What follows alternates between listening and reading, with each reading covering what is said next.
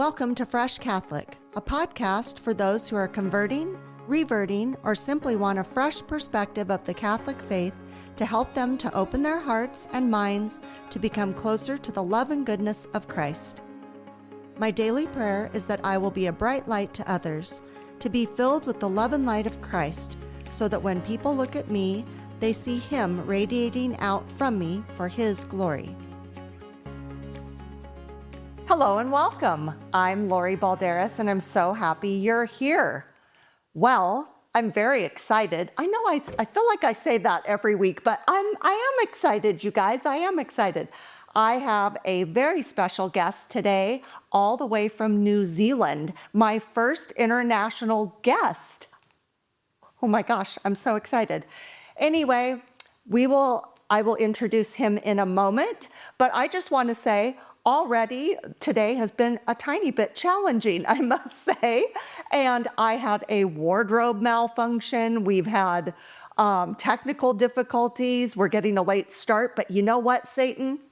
We got your number, baby, and we're not going to let you take us down. So we know what you're up to. We are going to do this episode, and it's going to be fantastic. So anyway, I would like to introduce my guest, who is Damien Walker, like I said, from New Zealand. How exciting is that? And I have notes because I don't want to mess it up, guys. He is the founder and lead artist at the studio of St. Philomena in New Zealand. His mission is bringing truth, beauty, and goodness to the world through art. And his message honestly couldn't be more vital in our current times and situations. Damien believes that art and beauty are essential to the church's mission of evangelization and how we need more than the secular world to inspire and draw us back to faith. So, first of all, I just want to say, when I received a letter from Damien and his people, I just immediately gravitated to him because I really think that this is a really important subject to talk about, art and just the beauty in the world. So what is more beautiful than God's creation? So with no further ado, here is my guest, Damien Walker. Hello, Damien. Hello from down south. Well, down under, really. Hello, Louis. Oh my goodness, I'm so excited to have you. And I'm so excited we got all of our technical difficulties fixed. Yeah, the mission, the joy of long distance. The signal gets a little bit interrupted, especially when you're doing these things. But no, it's a great mission. That is so true. Well, like I said, I really do believe that art and beauty and even music, things like that, all those things are gifts from God, in my opinion. And Yeah. I feel like when people have the gifts to be able to create art or music or to bring it to other people, I think that is a vital part of our faith. Yeah. I really No, do. it definitely is. Yeah. And I'm not an artistic person. My brother and sister and my youngest son are all professional artists. And so when I was growing up with my brother and sister who are just like amazing artists, I was like, what happened to me? That's all right. Your podcast is art. Your podcast isn't art. So there we go. It's a different kind of art, you know? Thank you. Thank you. Anyway, I guess I have other gifts, but anyway, I do really admire art and architecture and things of beauty. And especially in our Catholic faith, I think we have some of the most beautiful art and architecture in the world. And so I am just so interested to talk to you because you are the expert and I am not. So just tell my listeners just a little bit about yourself, and then I have some questions for you that I think will draw Very out good. what you're here to talk about. So essentially, I'll give you a quick rundown on our foundation, a little bit about me. So, as you know, Damien Walker. I am the founder of the Studio St. Philomena. So back in 2011, the region in New Zealand we came from is called Christchurch. You may be familiar with it, but we had a huge earthquake that literally destroyed our whole city. Oh, So we had I think the biggest seismological earthquake. So not only did the ground go up and down, but it went side by side in all ways. So it was literally four-way shaking. So one of the most violent earthquakes recorded, I think, in recent history. So it just totaled the city. Um, but so I was just sort of finishing school about age 17, kind of figuring out I was going to do a plumbing or building degree.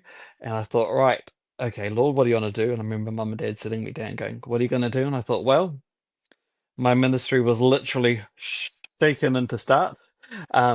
So for every church in Canterbury, the Canterbury region, there was a statue, and they were old statues. And I thought, well, why not? You know, who's going to restore them? Who's going to fix them? So I'd done little repairs before, little noses and hands, and yeah, I started from there. So yeah, fast forward, we were pretty much the field hospital for sacred art. So I was rebuilding sculptures. Started on a kitchen table, my parents' kitchen table, and they came in one by one, and we had them all laid down on the kitchen floor because every time we had an earthquake, they rattle through, they'd all move.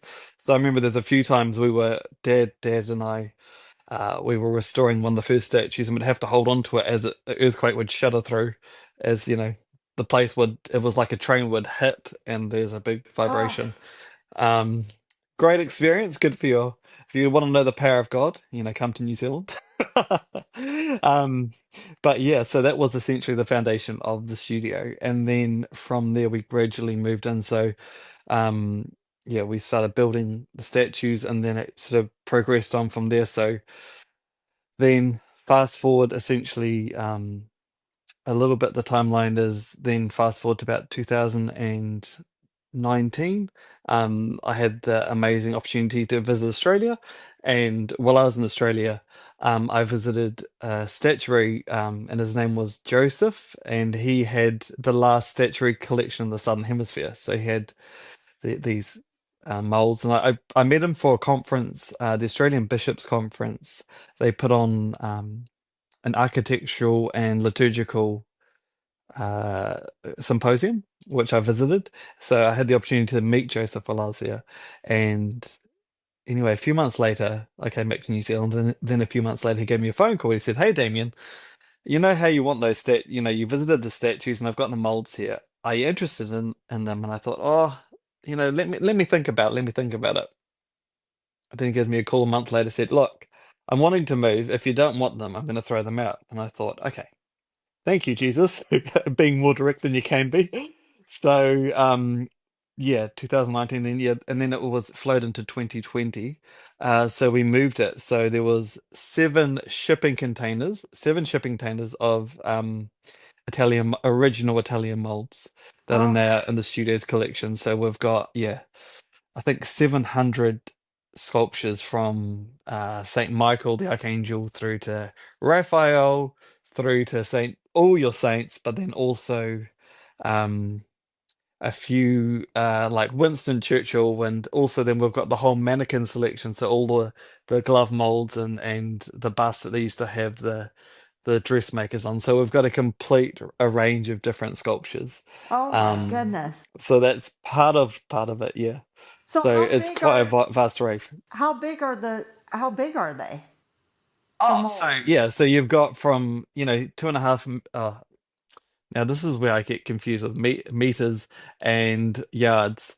Um, 6.5 feet tall sculptures downwards. Oh, So so like yeah. life size. Oh, life size, yeah, huge. Larger than life size, some of them, yeah.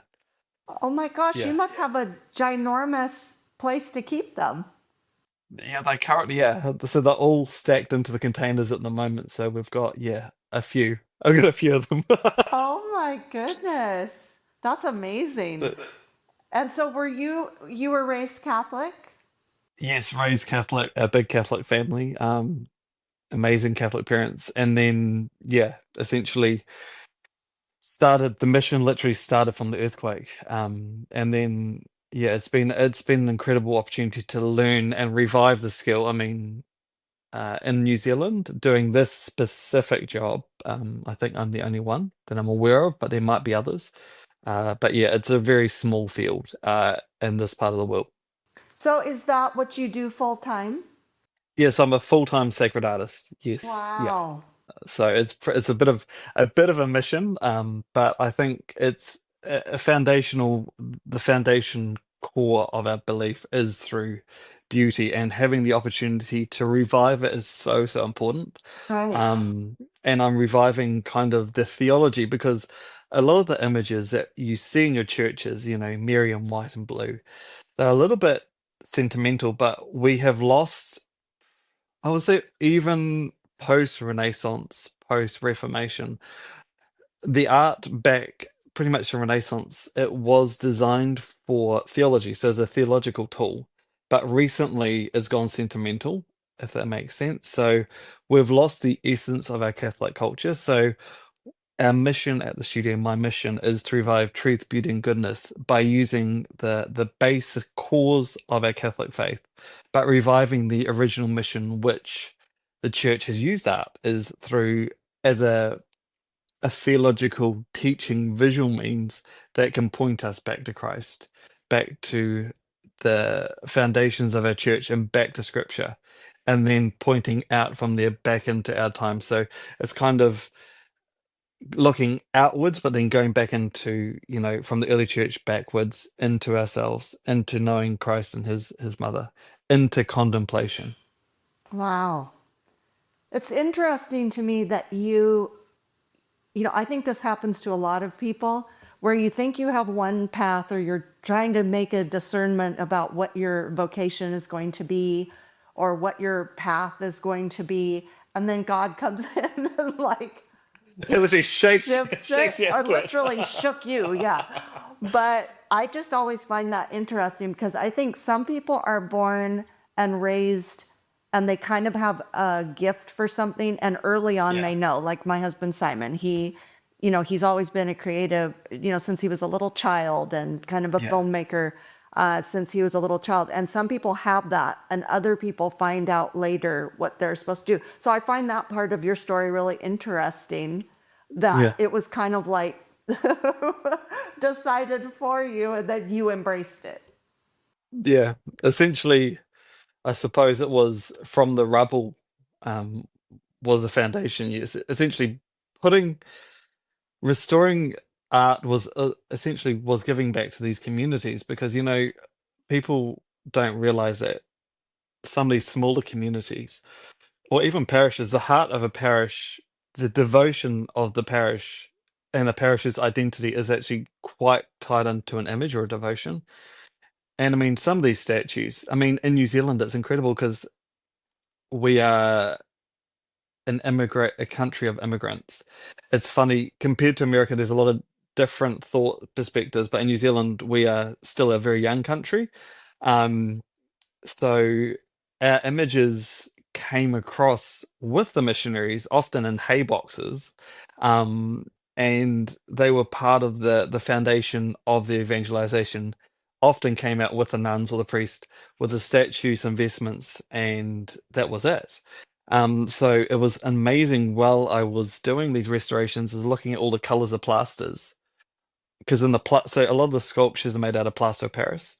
So each region I could almost start to identify where they're coming from because some of your plasters are a pinker color, some of them are whiter, but then realizing the amazing sisters, and then once you start to learn the story of the art, you encounter the missionary community. And yeah, New Zealand's quite unique because the Maori mission. So the New Zealand natives are Maoris. So the mission to New Zealand was to help evangelize the local culture, the local iwi. So yeah, it was amazing, and also to come and help the Irish. So we've got some incredible, incredible priests and bishops that came out at the foundation of our country, and yeah, did some beautiful things. But the foundational core of our country was evangelization through beauty, and then seeing where the Catholic faith and beauty immersed and connected was a foundational part of our, the mission for New Zealand. Beautiful. So I think that I really, I I have a question for you, and I know the answer from my point of view, but I want to hear what you have to say. Why does beauty matter in general, but in the church? Why is that important? I want to hear your answer, and then I'm going to say what I think. Yeah. I'm gonna answer it with a foundational basis of, I think you could probably answer this as well, but it's love. Beauty is love. So when you encounter, and I think it's when you fall in love, you're drawn to something. So truth, beauty, and goodness, the foundation of them is leading you to the higher love. The high you're pulled upwards. So with beauty matters for the fact being that when you encounter the beautiful, you go towards it. So you've got two options in life. You can either, when you're encounter, say, your husband for the first time, or when he encountered you as a wife, there's that eros moment. It's the encounter with the face of God or the face of love. So the two of you meet.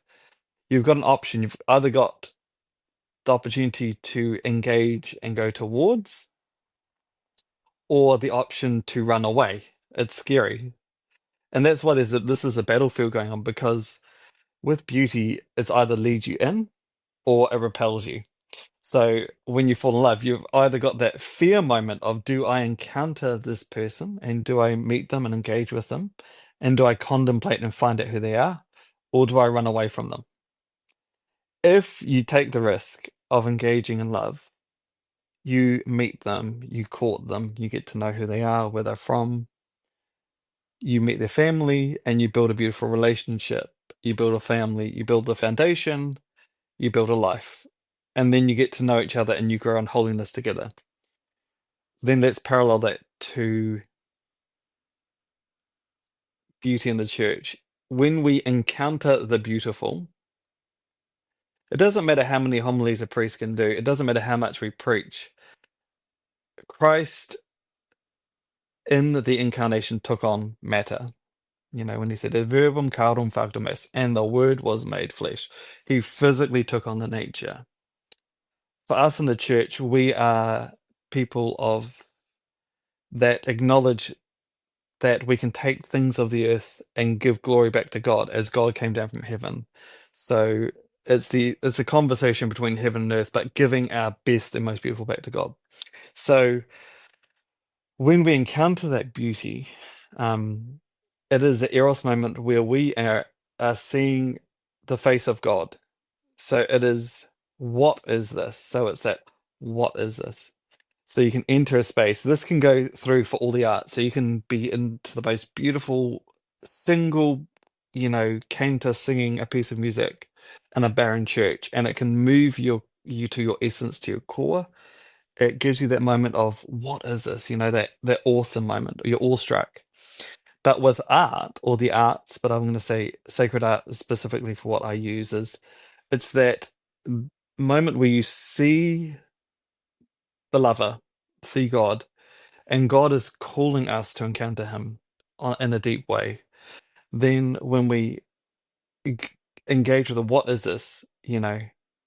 What is this about? What is this mission? What is this thing that I've encountered? What is this? And then where is it coming from?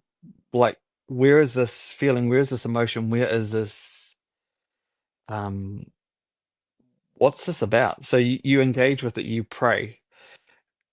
And then that encounter, that what literally taps into the thirst which Christ did, like the woman at the well. The search for truth, the search for goodness in that will at least create a question for someone. And then where is this from? Is the full coming together, um, like the marriage. It's fusing together the two to, you know, realize that you are in the face of the lover, in face of God, that leads us to the contemplation, to the beauty of his church. And I think that's one of the foundations of what our faith is about. It is leading to, you know, the beauty, the love of Christ in his fullness through the liturgy, through the sacred arts, in contemplation and knowing that we're loved. And then the thing is, when you discover that you're loved in a higher love, then we can then use that hope that brings healing, truth, and grace through the revelation of Christ. Beautiful. Yeah. Well, I was going to say I agree 100% with what you're saying about the magnetic phenomenon of beauty when you're drawn to beauty, whatever that is, like we're saying, like beautiful music or beautiful art, a Mm. beautiful person, nature in general, Yeah. because it's just so beautiful and awe-inspiring. And I think beauty is an interesting thing because I think, like they say, beauty is in the eye of the beholder. And some Hmm. people find where something is universally beautiful, where people can all Hmm. agree, okay, that's a beautiful sunset, that's a beautiful, Yeah. things like that. It's you'd have to be a pretty hardened person to not think that certain things, especially in nature, are beautiful. Yeah. And then it comes to be very, what's it called? Where some people think it's beautiful and some people don't. And Yeah. I do think that I am always fascinated with what someone finds beautiful.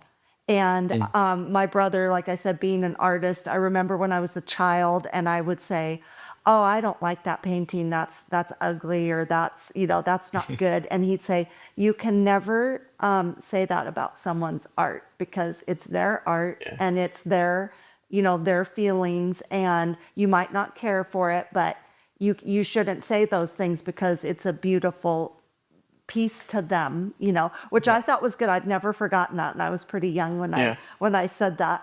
But I really do believe in. I'm a convert, so I converted to Catholicism, at age 49, and interestingly enough, what drew me in was I went into a church in Canada, a Catholic church. And what drew me Wow. in was the architecture, the beauty of the architecture.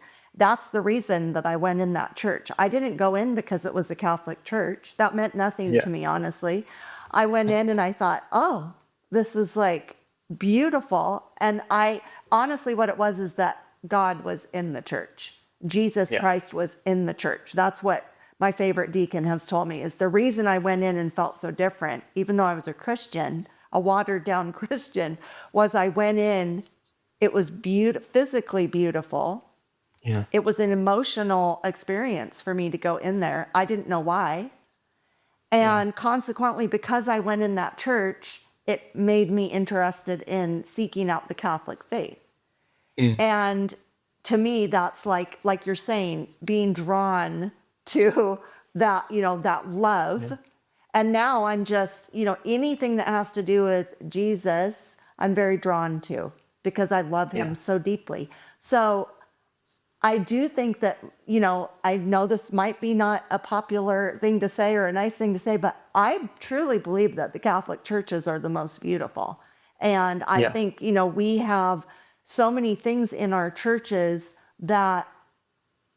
that's one of the things I love about it. You go into a Catholic church, there's certain things you can count on. There's going to be a crucifix. There's going to be the stations of the cross. There's going to be statues. There's lots of visual things. Yeah. There's so many senses that you use when you're in the Catholic faith. Yeah. I think in contrast to other religions, but I'm not in other religions, so don't come after me and tell me I'm not quoting that right. But I do think that that's one of the things I appreciate about the Catholic faith is that there is such a profound beauty in everything around you. So I think it does draw you in. It draws you to the Lord. It draws you to, it just like makes you want to be a part of that Yeah. naturally, I think. And I think that's the heart and core of evangelization is that good Catholic art should always lead you back to Jesus. So it shouldn't draw you away. Um, all sacred, or you could say all sacred art should lead you to encounter Christ and lead you to Jesus, not away from it. Right. So even Marian art should always have an element of movement towards Christ.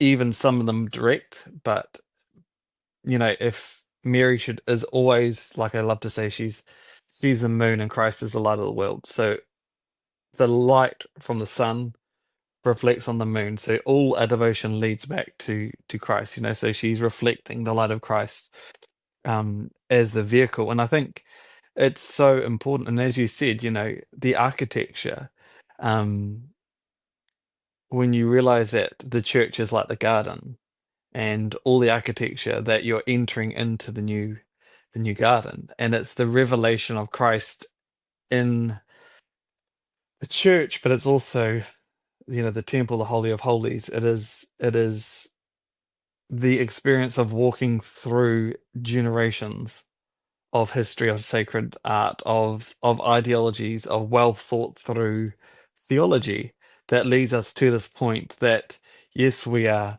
brought into a church, but we're in motion leading towards heaven. That it's almost like the gateway, the transition time through to Christ and eternity is in the warmth of the church, where Christ is at the head, and then where the people are the body. That's why I love the cruciform churches. You'll get the church with the wings. It's literally Christ is the head, and we are the people, his body. And you know, when we enter the church, we're coming in to know Christ as members, as parts of his body, to go out then from the church and ite meses, go out. We take out the mission, the word of God, the incarnation goes out to the world. I think it's incredible, as Catholics, that we've got the opportunity to have these gifts that we have, and using the tools that we have in the church to evangelize beautifully. Yeah, I think it's so important. Yeah, and when I do believe when people go into, not just me when I went into that church, but I do feel like there's so many beautiful Catholic churches, and I just think that, that's clearly always been a thing that people were trying to do throughout history, is try to make those churches, beautiful, and just to highlight, like you're saying, Jesus and everything. But I think even people that aren't Catholic, my grandchildren are not Catholic or religious for that matter. And when they were Hmm. little children, I brought them into our church, and they were just like awestruck, you know. That's incredible. They kind of didn't know why, but I mean, I feel that way still when I go. And I just went into a church last week. I said this on my last podcast, a church I've never been to here locally. And I walked in and I just cried because it was Wow. so beautiful. I could just, what it did was it reminded me of when I walked into that Canadian church. Yeah. And even though I didn't know why I felt that way, now I know why I feel that way. Yeah. And I walked in it and I could just feel Christ in there. It was like I could cut it with a knife. It was so, I could just feel him in there. It was Yeah. so beautiful. I just literally walked in and went, my mouth dropped. I just started crying. They had a statue of Jesus. I went over and knelt in front of it. It was a life-size Jesus. And I was just like, oh my God, I just love it in here. It was just like a magnet, Yeah. life-changing, it just renewed my love of the beauty of our faith. Yeah. And, we're getting ready to go on a pilgrimage. And that's one of the things I'm most looking forward to is, and I think I'm just going to cry the whole time, is I just know that it's going to be so overwhelmingly beautiful, and seeing Yeah. these works of art and these things that just, are illuminating my love of Christ. So I just can't wait for that. And if I could work like you do on religious art all day, I'd be so happy. But I'm not doing it. So before we move on, we're going to have to take a quick break. So hold that thought. And Hold that thought. okay, so we'll be right back. Have you ever wanted to witness the miraculous and walk where saints have walked? This is your chance. Join me, Lori Balderas, host of Fresh Catholic Podcast, and Father Matthew Miguel as we walk with you through Italy's most sacred sites. From the Eucharistic miracles of Lanciano and Orvieto to the peace of Assisi, your heart will be transformed by these extraordinary moments of grace. You'll walk the hallowed streets of Rome, step into the history of the Vatican, and witness the places where faith has flourished for centuries. Each stop deepens your journey. Each miracle renews your soul. We invite you to join us on an unforgettable, life-changing experience. Join us and let your faith come alive in Italy. And we're back. Okay, Damien, next question. Why is liturgical integrity important?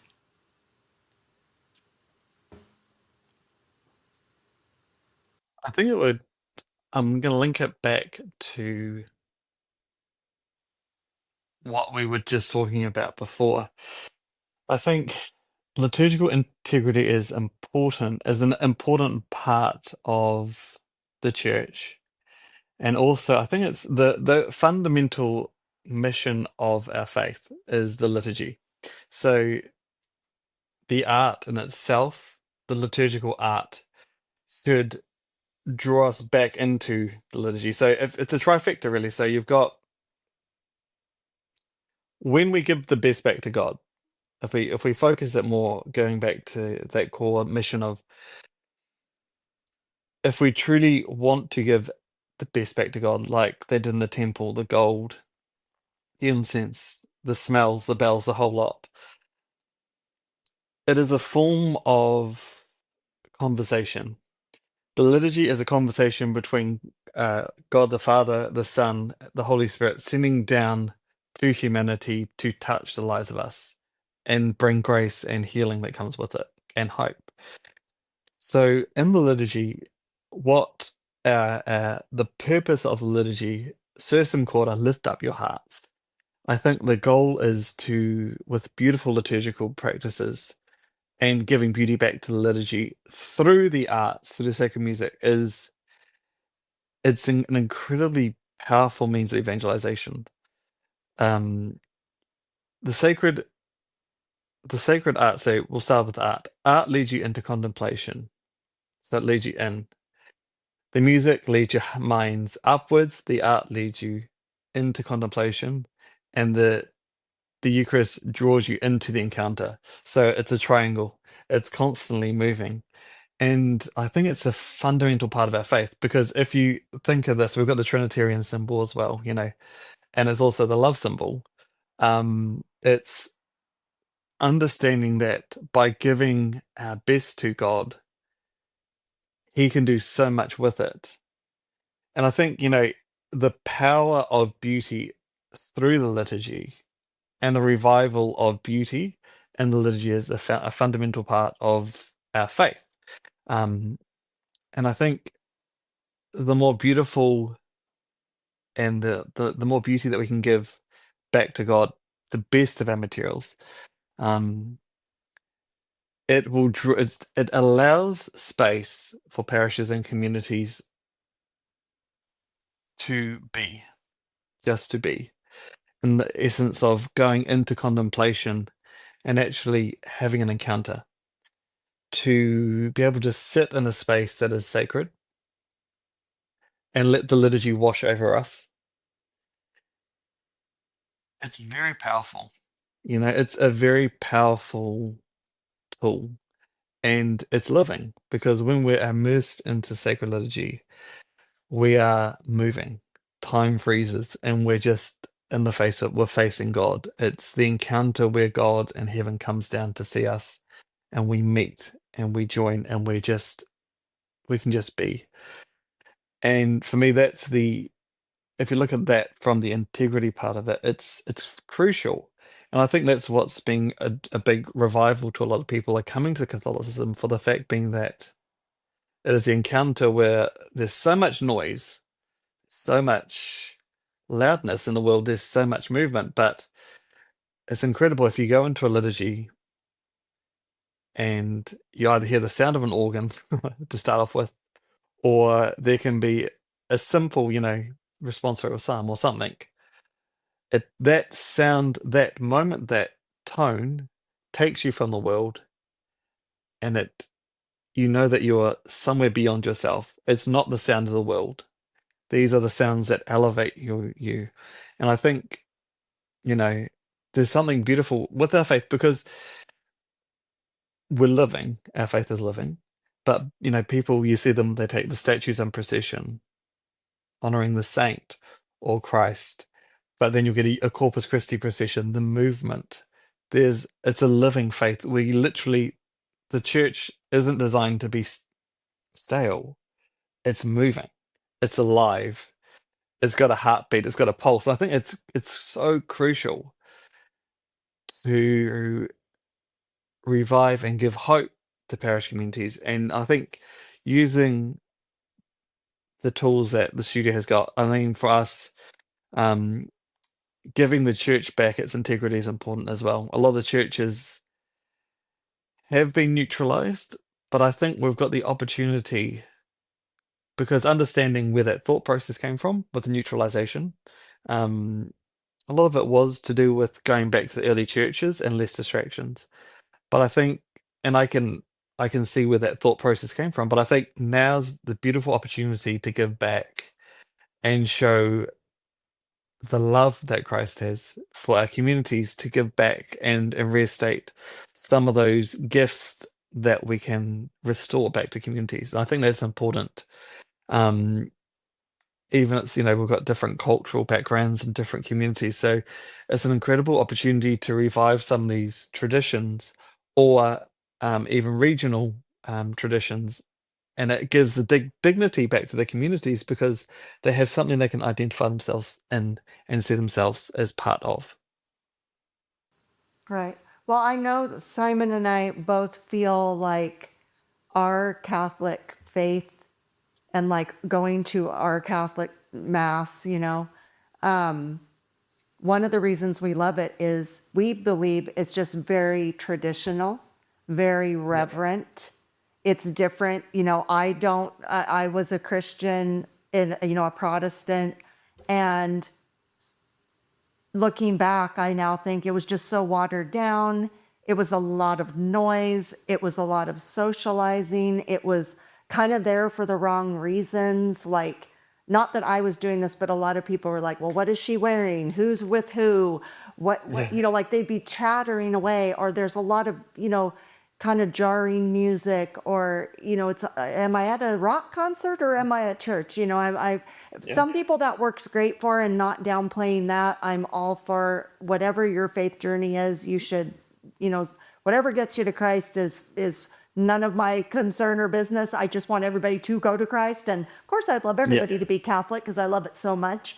But, I just like what you're saying is that I believe in our faith, everything has a reason. Everything has, like you're saying, everything draws you back to Christ. Learning about our faith, knowing why we do what we do, why, what, when, where, why are we doing all these things? There's a Yeah. reason for everything, which in my opinion makes it way more beautiful, way Yeah. more meaningful.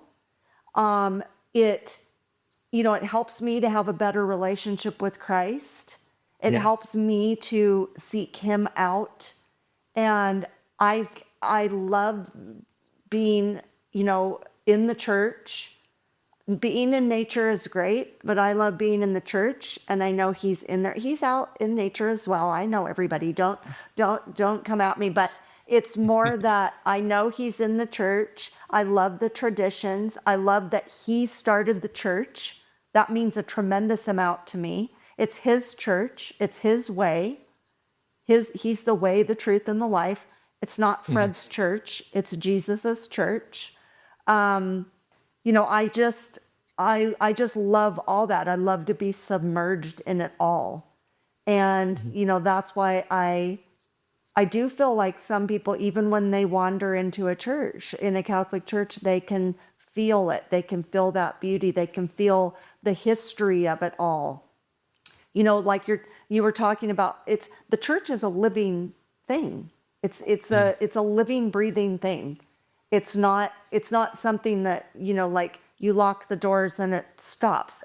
Being Catholic to me is a lifestyle. It's an all day, every day. I don't turn it off and on. Some people wish I would turn it off.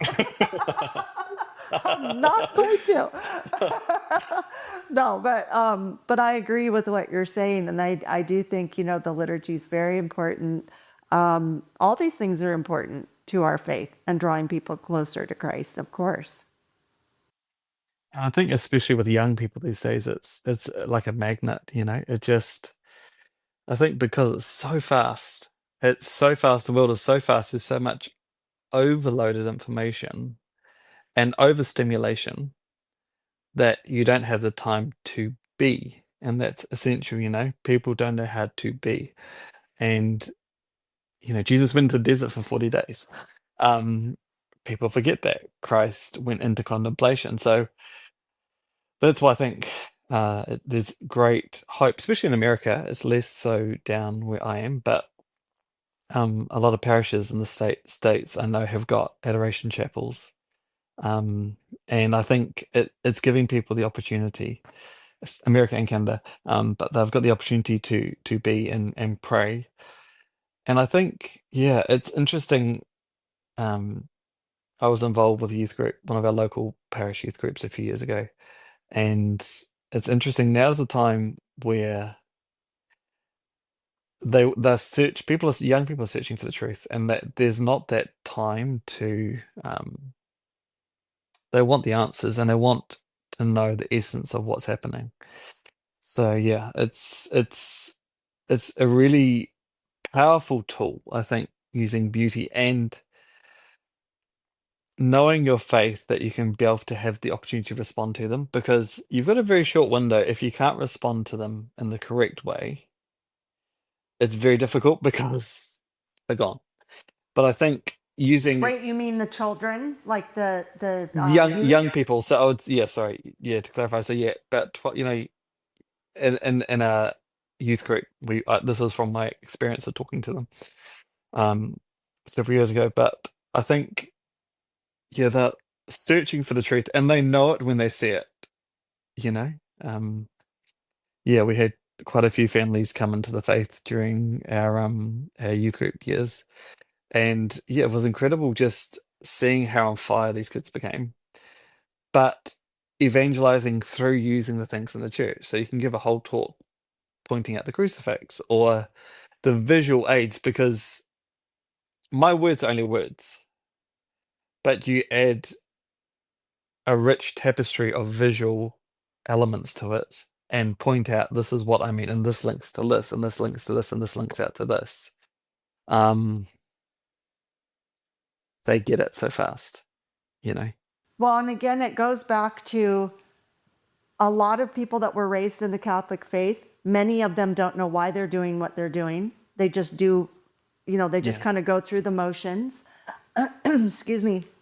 I believe when people realize why they're doing what they're doing at any age, all of a sudden a light bulb goes up and goes, oh, okay. And that makes a big difference.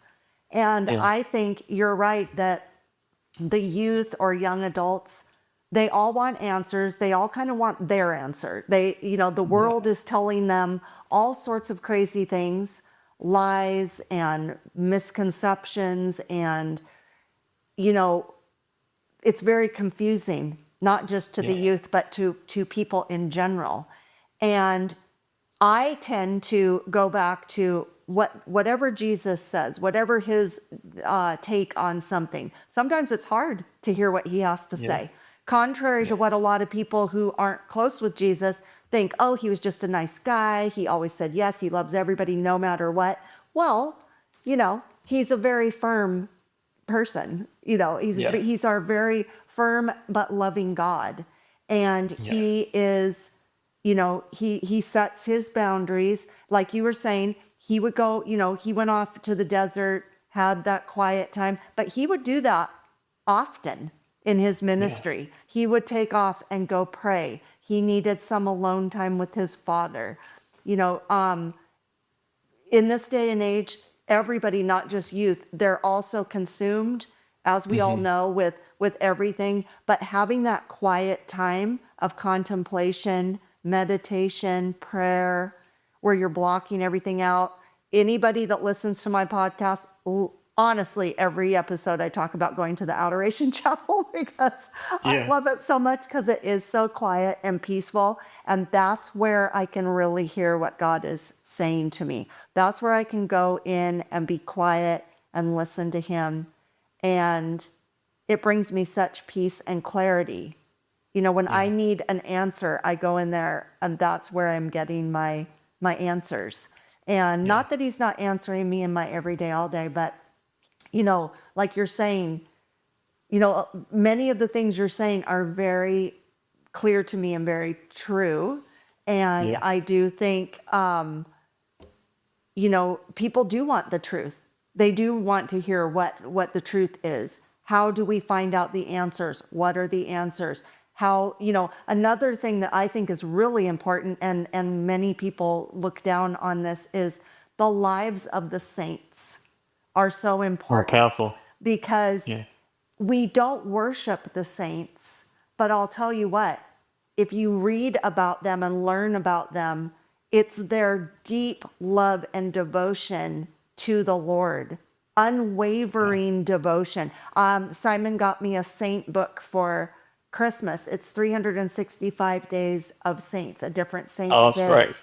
And it's amazing. And he asked me the other day, he said, do you, you know, so far, do you know all the saints so far? I said, absolutely not. I mean, I've heard of some of them, but I'm reading them. And what's striking me is their just deep devotion and just unwavering. It's just, you know, their stories, you know, if you want some really good stories as a youth, read the lives of the saints. And Yeah. again, it's drawing people closer to Christ. It's not to highlight those saints and to make them, you know, a god.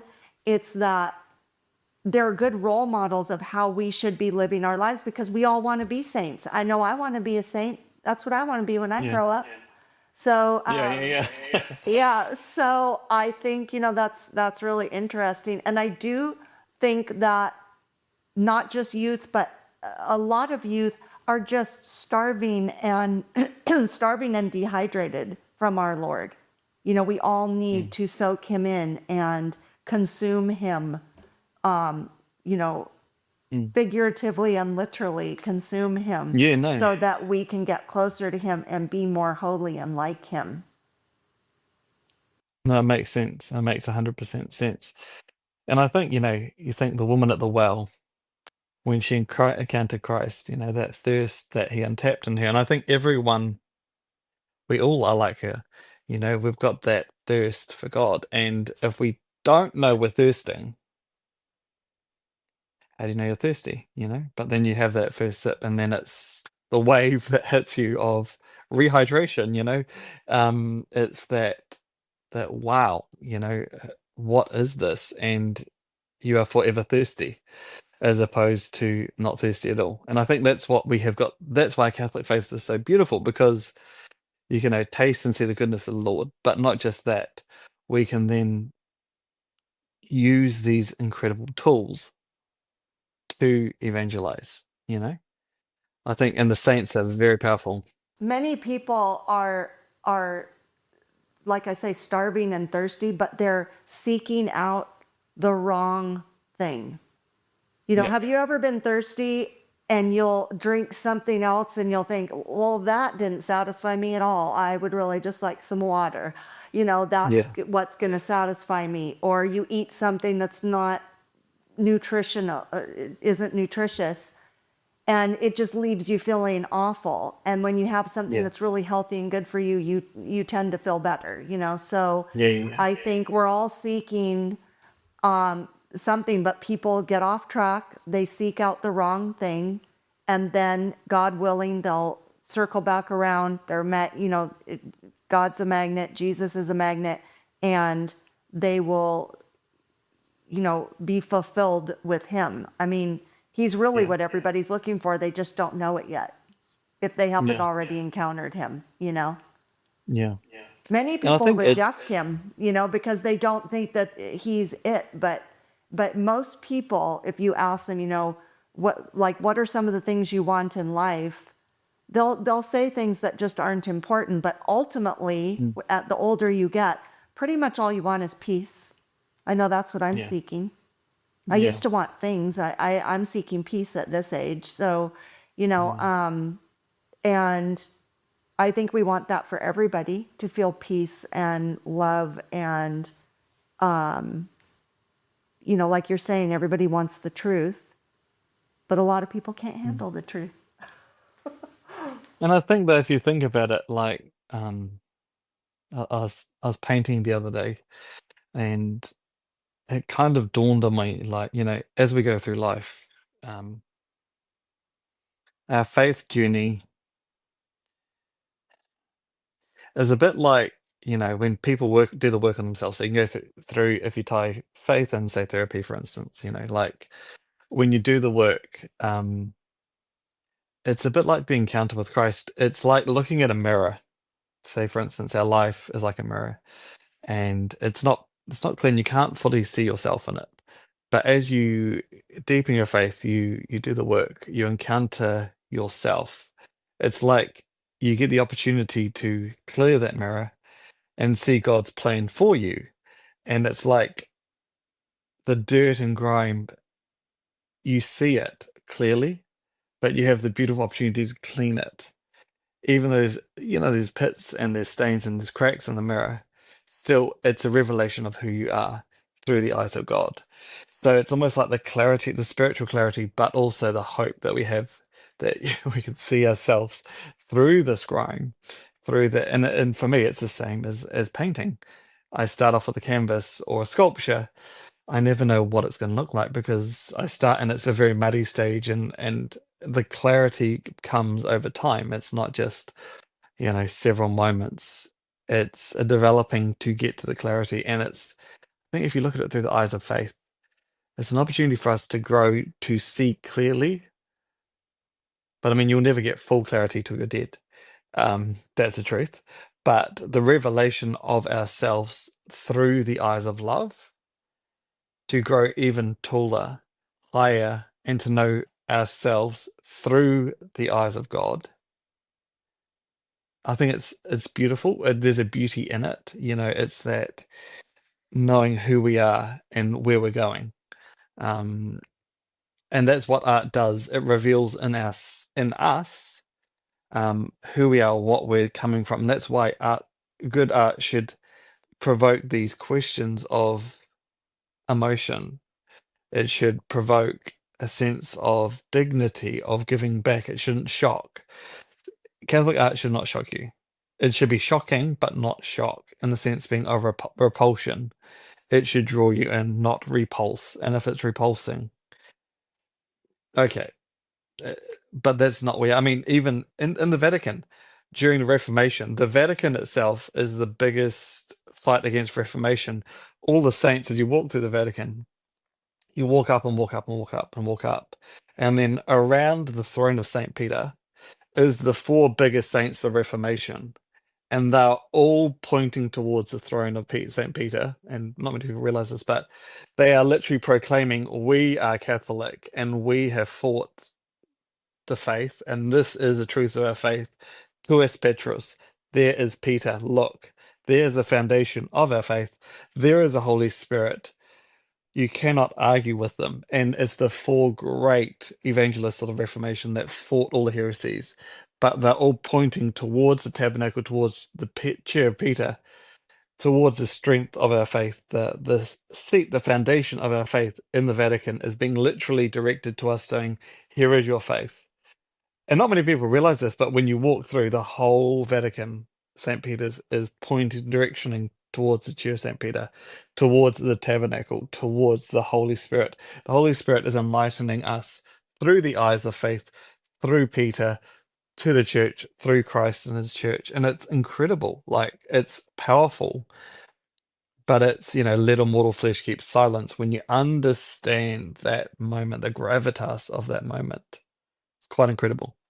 Well, when I go to the Vatican in September on my pilgrimage, I'll Yeah, have look at to them. They're check it just out. sitting there on either side. Yeah. All right. With that, we're going to take a quick break. Be right back. Let me tell you about all things Fresh Catholic. So buckle up. We have a podcast with weekly topic episodes and Fresh Catholic Daily, the daily Mass readings, on all platforms and YouTube. Like, share, subscribe, rate, and review. That would really help. Our website, freshcatholic.com, has an online store with merchandise and coffee, a blog, comics, info about our pilgrimage to Italy in September of this Jubilee year, and Fresh Catholic courses with educator Charles Merritt, including the Hail Mary, the Our Father, Sin, Sacraments and Grace, Advent, Angels, and Virtues. We're on Instagram and Facebook at Fresh Catholic with short videos every day. Email me at lori@freshcatholic.com. I'd love to hear from you. And please consider becoming a Patreon or sponsor to help support our mission of drawing people to the faith or back to the faith. Phew! Spread the word and join the fun. Thanks so much. Bye. And we're back. Okay, Damien, I would like to know, we're going to wind down the episode a bit, but I'd like to know, tell us how you're preserving precious religious art. Tell me about that. Oh, that's a good question. It's a diverse range. I think currently, I think one of the main things that we're sort of preserving is reviving. I think is reviving a new style of art that hasn't been seen in the church yet.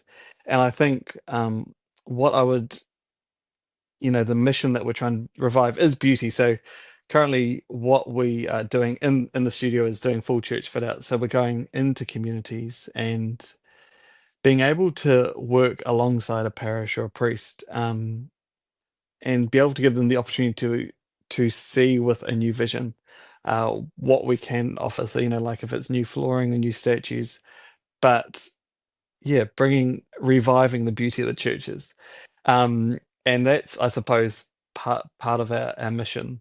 And then also, I think, preserving it. I mean, obviously, the studio is in itself is like a big um, museum in itself of preserving the sacred art. But yeah, Well, it's a sorry, I've big gone job, blank. I feel. It's okay. I feel it's a big job that you're doing, and I think it's so worthwhile, and it must be just so enriching to you to be able to do that. Yeah, and it's an incredible opportunity. It is an incredible opportunity to be able to get and walk alongside parish communities as well. And I think, yeah, being able to look at a lot of the cultural aspects too, which are super important. Um, yeah, definitely. So do you have anything that, like, what I would like to know is what has been your favorite thing to work on that was the most fulfilling for you so far? Okay, right. So, one of my favorite projects so far, probably one of my most profound projects, would have been the Our Lady of New Zealand. That definitely would be one of my biggest projects that we did. So in 2020, our bishops in New Zealand commissioned a new image of Our Lady. And it was there was quite a bit of division around lockdown, and they wanted to find a way to bring peace and dialogue into a country. So they ran a competition, and by the grace of God, I won the commission. And so we started a full process into looking at what the foundation of our faith was through the eyes of the first Catholic bishop in New Zealand, Bishop Pompelia, and then seeing his vision for the country, and then how we can use his original cause of evangelization, his skyrocket moment, to bring the foundation of the mission through to these times, which is quite a challenge. So yeah, so I had the privilege of spending time with the local Maori people, and did a consultation, and we created and developed a brand new image for our country, Kohata Maria. And yeah, so we worked alongside tribes, the local tribes that had an amazing advisor, Anthony, and he helped me get the elements of Our Lady, which is looking at Our Lady from a New Zealand aspect, which is very different. So when the image was finished, Our Lady went on a full tour of the country. So the bishops reconsecrated, rededicated our country to Te Ara Maria, to Mary's Way. And then after that, the trip, it went on a full pilgrimage around the whole country. So 400 stops in just under 340 days. So every parish, the image was Our Lady went to, and they rededicated the parish, and they rededicated the communities to Our Lady. Then on 2021, in August 15th, the whole country was put under Our Lady, and they elevated the church to national shrine, and so she is now our national image of New Zealand. Oh, wow. Gosh, that's amazing. So yeah, so Our Lady's got a mysterious way of working, but they didn't tell me all of that when we began the commission. But yeah, That's really something. So before I let you go, is there anything that I didn't ask you that you wanted to say, or anything you'd like to promote? I know we're going to be putting a link to your website in the show notes, so people can look you up. And is there anything you need? Are you looking for donations or funding, or do you have any projects coming up that people might be interested in that they could see at your website? yeah. So we're just doing a full website revamp at the moment. So yeah, we've got a few projects coming up in the States that you'll be able to be aware of. So they'll be linked in the show on our website. So keep an eye on there. And yeah, we're just in the process of kind of setting up a bit of a mission for the studio and protecting the sacred arts and a revival. So that will be in there as well. So you'll be able to, that section will be coming up on our website shortly. But yeah, like as I said, our mission is international. So if any parishes or communities or homes are looking for something beautiful, we're definitely there to assist. I mean, our mission is international. So even though we're based in New Zealand, I travel a lot with my work. So, we do sacred art for any community. It doesn't matter the size or that. But yeah, our mission to evangelize is a fundamental part of our ministry. And I think being able to have a place, I mean, my long-term goal is to be able to have a beautiful place to support the arts and for New Zealand and for the world. Yeah, so that we'll have some more information on our website about that shortly. Excellent. Well, gosh, I'm so happy you came today, and we made it through. Like, Satan didn't win today. We got to do our episode. So mission. I know. So I really appreciate you reaching out. I'm so happy that you became a guest, and we will put a link in the show notes to your website. And I just thank you so much for coming today. It's been an absolute joy, and thank you for your time. It's really amazing. Thank you so much. All right, everybody. Thank you for coming today. Thank you. Love you. Bye. Thank you for joining me today. Now go out and be a bright light in someone's life. And remember, be focused, be faithful, and be fresh. Fresh Catholic is produced, edited, and recorded in Ventura, California.